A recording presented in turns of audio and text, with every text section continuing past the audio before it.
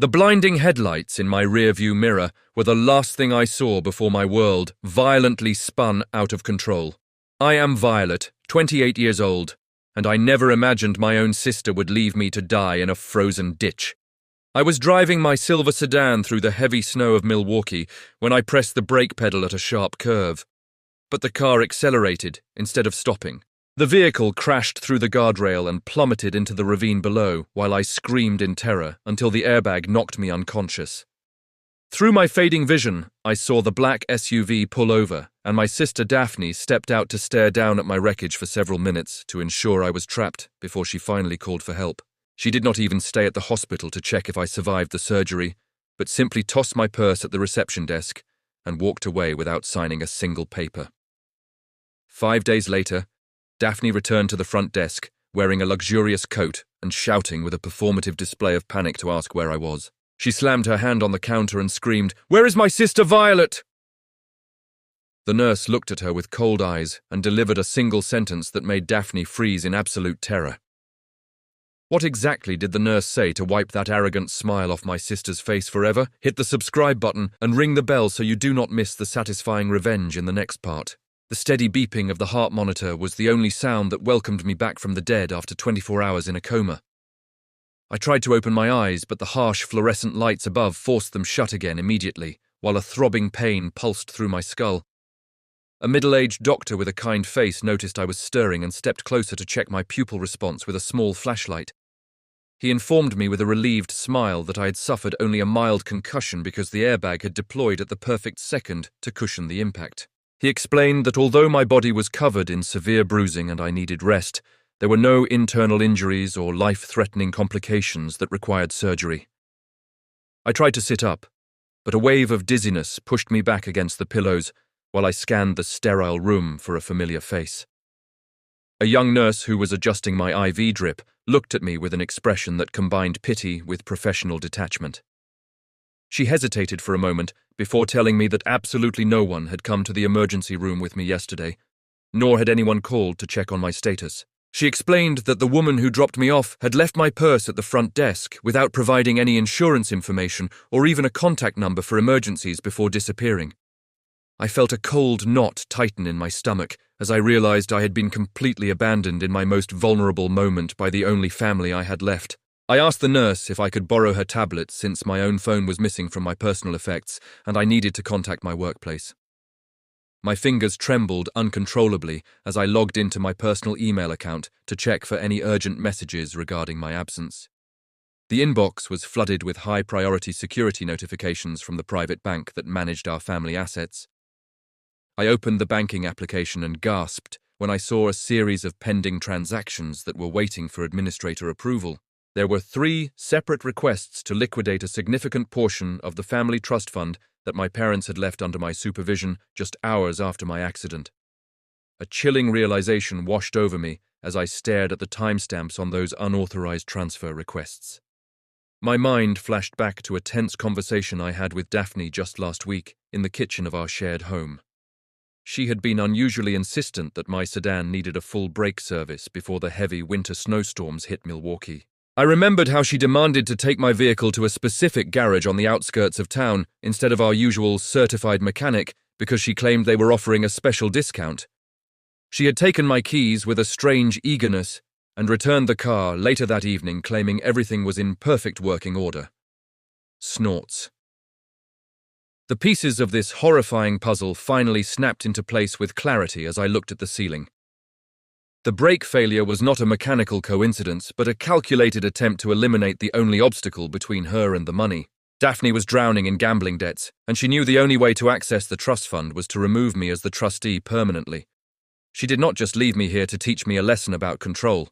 She left me here hoping I would be incapacitated long enough for her to steal everything we owned. The nausea I felt had nothing to do with my concussion and everything to do with the betrayal of my own flesh and blood. I knew I could not stay in this hospital bed for another hour because this building was no longer safe for me. I used the nurse's tablet again to find the private contact number for my lawyer, Mr. Finch. I dialed his line and prayed he would answer, despite the fact that it was barely dawn. When his gruff voice answered the call, I quickly explained the situation without giving him time to ask unnecessary questions. I told him that my life was in danger, and I needed him to come to the hospital immediately to facilitate a discreet discharge before anyone knew I was awake. Mr. Finch sensed the urgency in my voice and promised to be there within 20 minutes to handle the paperwork and get me to a secure location. I handed the tablet back to the nurse and lay back against the pillows to wait for my rescue while formulating a plan. Daphne thought she had broken me by leaving me for dead in that frozen ditch. But she had only awakened a determination that would be her undoing. I would not call the police just yet because I needed her to believe her plan was working until I had enough evidence to bury her.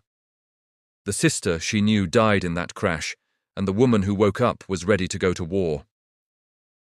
3 days later, I sat safely in the living room of my best friend Stella, with my eyes glued to the tablet screen. The comforting scent of chamomile tea and old books that permeated her cozy apartment stood in stark contrast to the cold and sterile hospital room I had escaped just hours before. The high-defin security feed streaming from my family home showed the front hallway empty and silent until the heavy oak door was thrown open with violent force.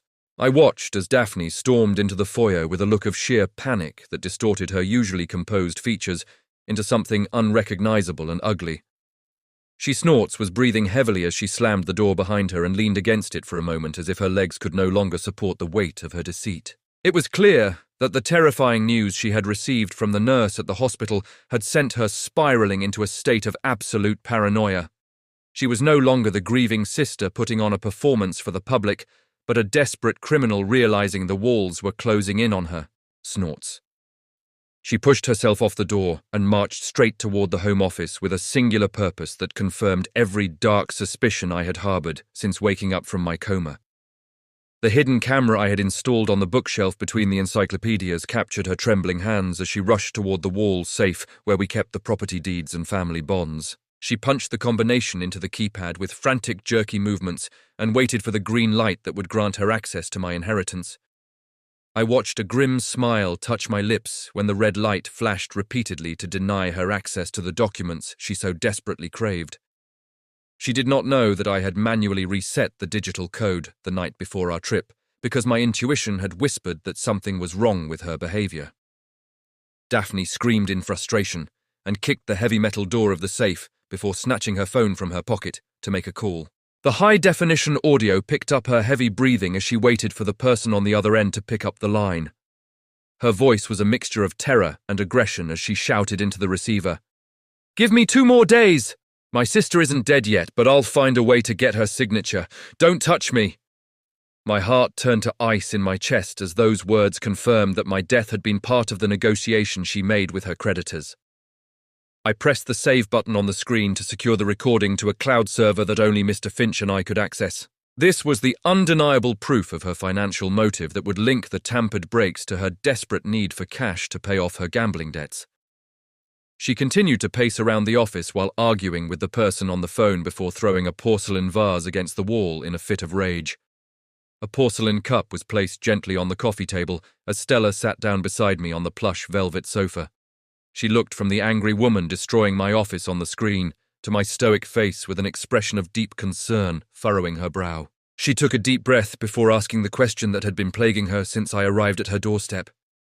"How long are you going to let her run wild? Why not call the police and arrest her right now?" I turned off the tablet screen to stop watching the pathetic display of my sister's unraveling life because I had seen enough to know she was cornered. I looked my friend in the eye and shook my head with a cold resolve that I had never possessed before the accident changed me. I replied steadily, "Not yet.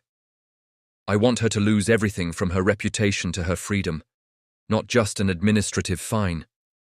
The police could arrest her for attempted fraud based on this video, but she could potentially bail herself out or claim emotional distress to reduce the sentence.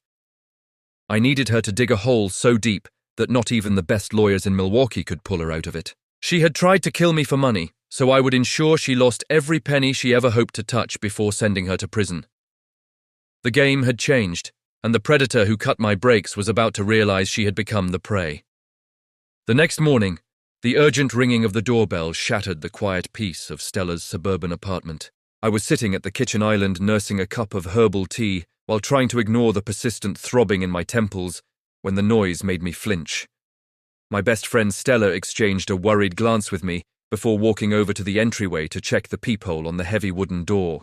Before she could even unlock the deadbolt, a fist pounded against the wood again with enough force to rattle the frame pictures hanging on the adjacent wall.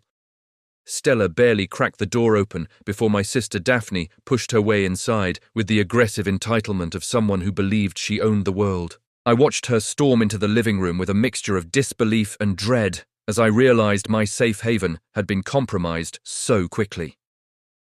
She was waving her smartphone in the air like a weapon while shouting about how easy it was to track my location through the shared delivery application we had used for years. It seemed I had made a critical error in forgetting to log out of the family account on my personal device before ordering dinner the previous night. Daphne did not ask how I was feeling or why I had bandages wrapped around my head from the accident she caused. She marched straight toward me with her eyes blazing with fury and pointed a manicured finger directly in my face. Her voice was shrill enough to make my headache spike in intensity as she unleashed her misplaced anger upon me. "You ungrateful brat. I've been running around trying to take care of you and you're hiding here making the whole family worry." I stared at the woman I had once looked up to and realized that every word leaving her mouth was a carefully constructed lie designed to manipulate me. The old Violet would have apologized immediately and tried to smooth things over to keep the peace in our fractured family.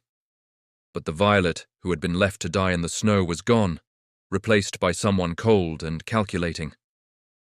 I reached into the manila folder sitting next to my tea mug and pulled out the stack of printed transaction attempts I had downloaded yesterday. I tossed the damning bank statements onto the glass coffee table where they fanned out to reveal the unauthorized transfer requests she had made while I was unconscious.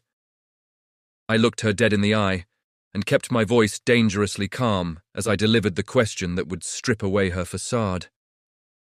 Are you worried about me, or are you worried because you can't withdraw the money from our parents' trust fund?" The colour drained from Daphne's face as she looked down at the documents that proved she had tried to liquidate our assets before my body was even cold. She opened her mouth to shout again, but the words died in her throat when she realized I knew exactly what she had been doing during those 5 days. The aggression in her posture melted away instantly to be replaced by a manipulative display of tearful victimhood that I had seen 1,000 times before. She clasped her hands together and claimed that she had only tried to move the funds to secure a high-yield investment opportunity that would secure our financial future forever. She insisted that she was only trying to protect me from the burden of managing such a large estate while I was recovering from my injuries. I watched her performance with disgusted detachment because I knew that investment was just a euphemism for paying off the loan sharks who were breathing down her neck. When I remained silent and refused to pick up the pen, she tried to shove into my hand to sign the authorization papers. Her expression hardened back into cold malice. She leaned over the table and lowered her voice to a menacing whisper while threatening to destroy my life if I did not cooperate. She, snorts, vowed to go to family court and testify that the accident had caused severe frontal lobe damage, which rendered me mentally incompetent to manage my own affairs. She explained with a cruel smile that once she was appointed my legal guardian by the state, she would have full control over every cent I owned, regardless of what I wanted. The audacity of her threat was the final severance of the bond that had tied us together since childhood. I stood up slowly from the bar stool and walked around the island until I was standing face to face with the monster who shared my DNA. I pointed toward the open door where Stella was already standing with her phone in hand, ready to call the authorities if things escalated further. I did not shout or scream because I wanted her to hear every syllable of my rejection clearly. "Get out of here immediately, Daphne. From now on, I don't have a sister like you anymore." Daphne looked at me with shock because she had never heard me speak with such absolute authority in her entire life. She snatched her purse from the sofa and stormed out the door while muttering curses under her breath about how I would regret crossing her. As the door slammed shut behind her, I felt a heavy weight lift off my shoulders because I knew the real war had just begun. That evening, my phone vibrated incessantly with a barrage of notifications from social media that lit up the dimly lit living room. I picked up the device with a heavy feeling in my chest because I knew instinctively that Daphne had launched her next attack. I unlocked the screen to see a live broadcast notification that was being shared by hundreds of mutual acquaintances and local community groups. I tapped on the link and watched as my sister's tear-streaked face filled the display while she sat in her designer living room. She was putting on the performance of a lifetime by sobbing uncontrollably into a tissue, while thousands of viewers offered their sympathy in the real-time comment section. Daphne looked directly into the camera lens with swollen eyes and claimed that the accident had caused severe psychological trauma that left me paranoid and delusional. She spun a convincing narrative about how I was suffering from post-traumatic stress disorder, which made me believe my own family was trying to harm me. She lowered her voice to a conspiratorial whisper as she accused bad friends of isolating me from my loving sister to manipulate me into signing over my assets. She painted herself as the martyred guardian who was desperately trying to save her mentally unstable sibling from being exploited by strangers. The comment section was filled with angry messages from people who believed her lies and called me an ungrateful burden who needed to be institutionalized for my own safety.